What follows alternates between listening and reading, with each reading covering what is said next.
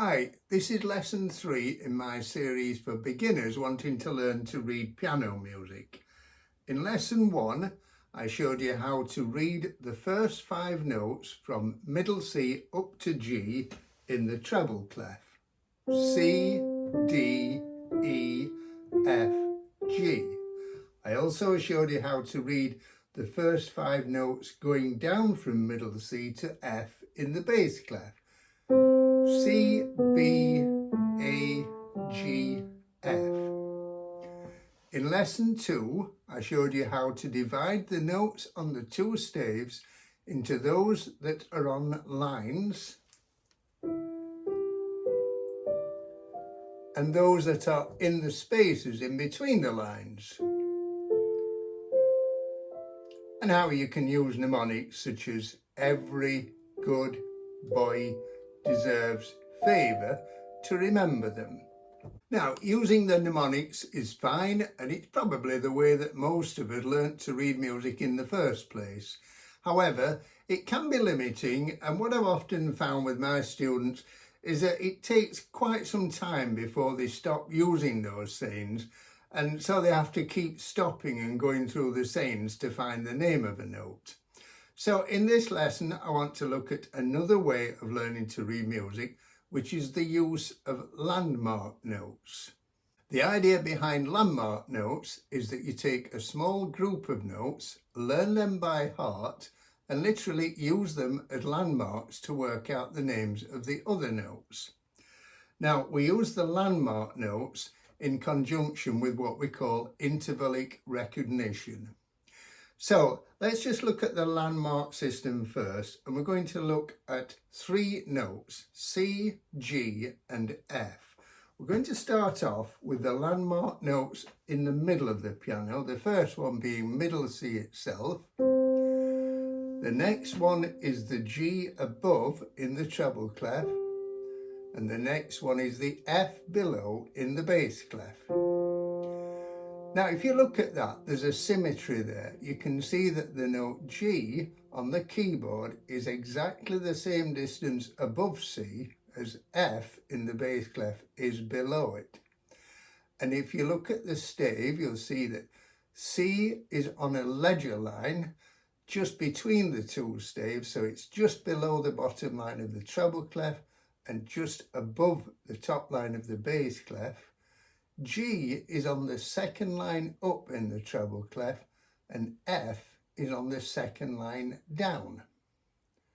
Intervallic recognition means being able to look at 2 notes on a stave and just to be able to know straight away how far apart those 2 notes are on the keyboard.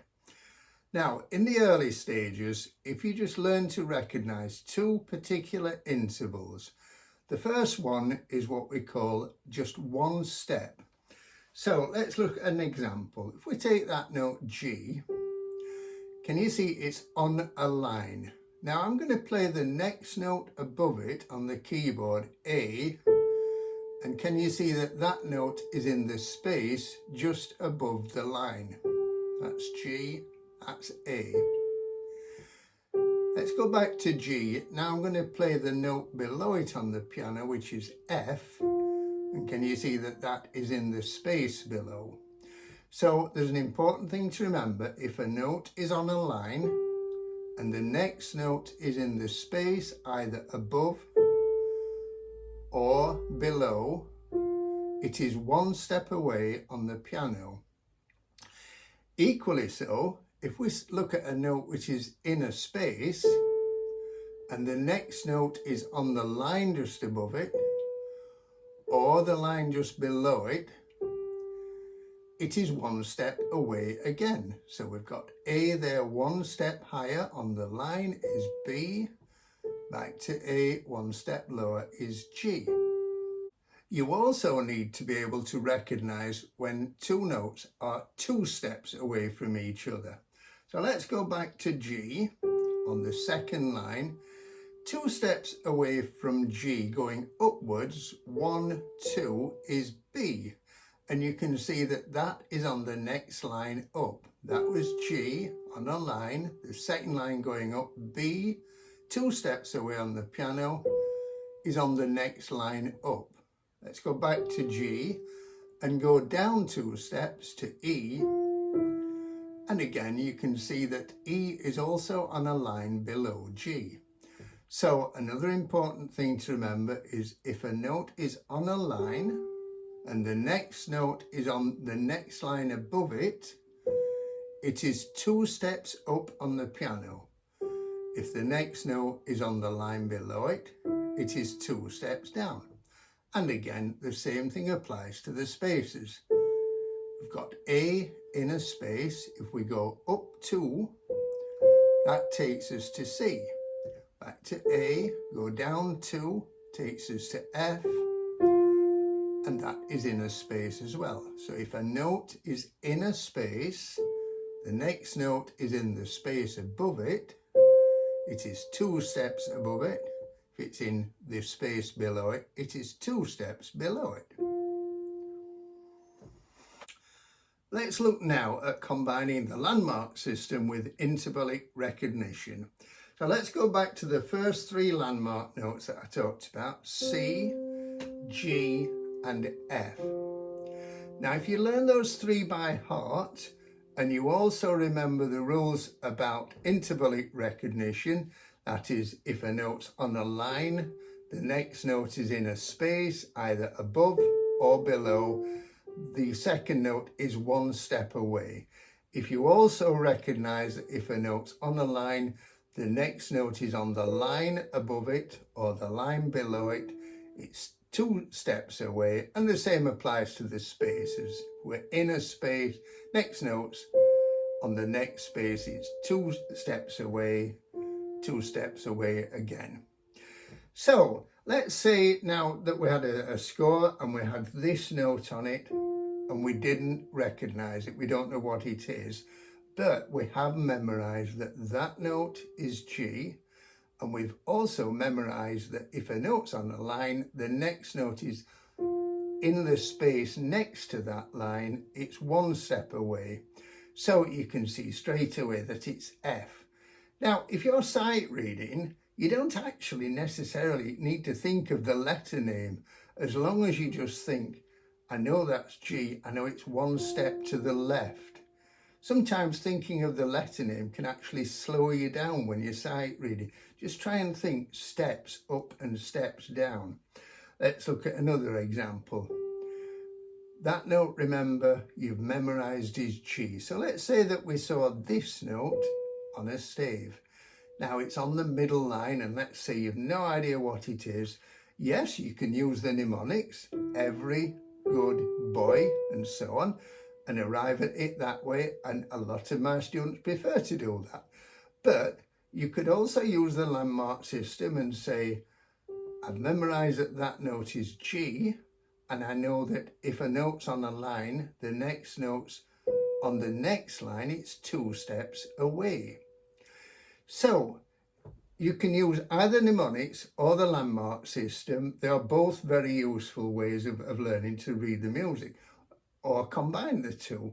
So with those first 3 landmark notes, C, G and F, you can actually get all the notes up to the middle line in the treble clef and the middle line in the bass clef. Let's just run through them. In the treble clef, there's C. So if you see this note just touching the bottom line, you see it's just 1 step above C. That note is 2 steps above C because C has a line. That's 2 steps above, so it's E. Or you could think that that E is 2 steps below G because they're both on lines. That note is F because it's 1 step below G. That note is A because it's 1 step above G. And that note is B because it's 2 steps above G. In the bass clef, we've got middle C again there. Down a step, just sitting on the top line is B. Let's go back to C.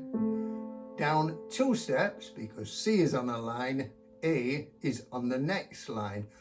Or you could think F is a landmark note. If you'd memorize that, you can see that they are both on lines, and therefore the top note is 2 steps above F, so F, G, A. Now, sometimes that bit can throw you a little bit, thinking F, G, A, because when you get to G, you naturally want to carry on through the alphabet. You don't want to think of A as being it. But if you just think in terms of steps, F, just think 2 steps up. It makes it a bit quicker when you're sight reading.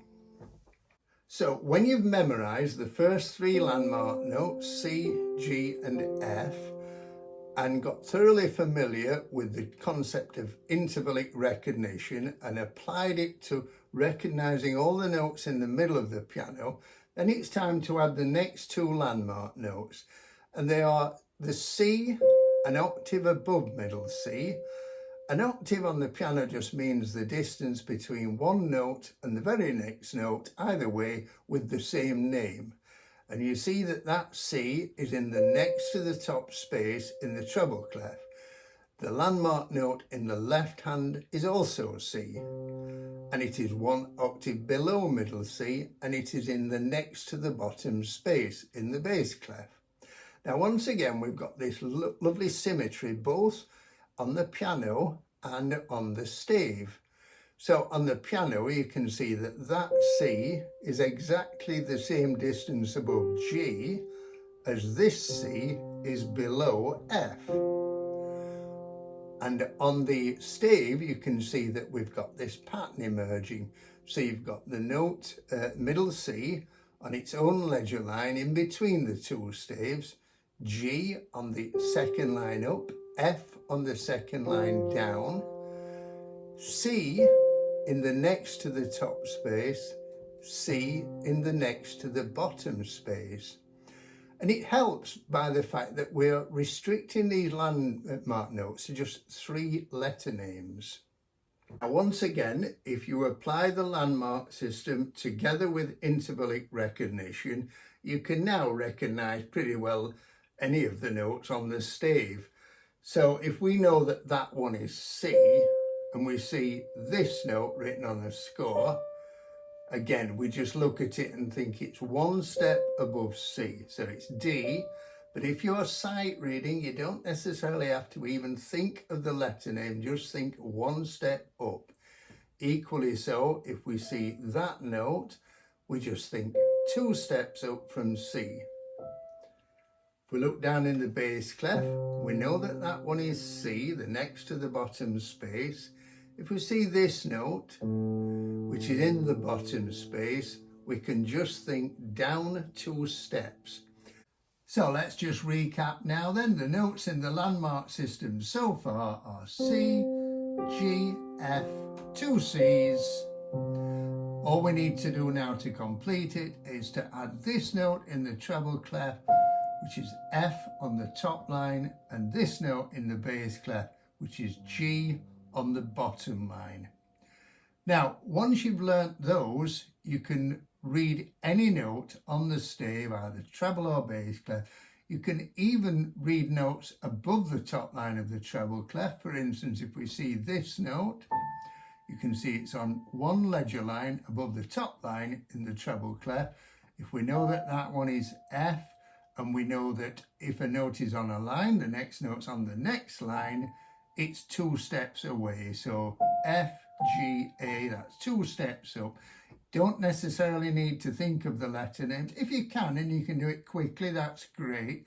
But that bit particularly, thinking F, G, A, like I said before, it doesn't feel natural. We want to continue going through the alphabet, and it can slow the thought process down. So sometimes it's better just to think 2 up, or 2 steps up. If we look at that note, we know that that one is G in the bass clef. So if we saw this note, just touching the bottom line of the bass clef, it's just below that bottom line. It's as though it's in a space, really. So if we know that that's G, it's on a line, and we think of this note as being in a space just below it, we think 1 down, so it's F. And again, don't necessarily have to think of the letter name. Thinking backwards through the alphabet can be difficult as well, so just think 1 step to the left. Hope you found that useful. If you did and you haven't done so far, I'd be really grateful if you could give it a thumbs up and subscribe. And also I'd be grateful for any comments that you may have or questions that you have. Thank you. See you in the next video.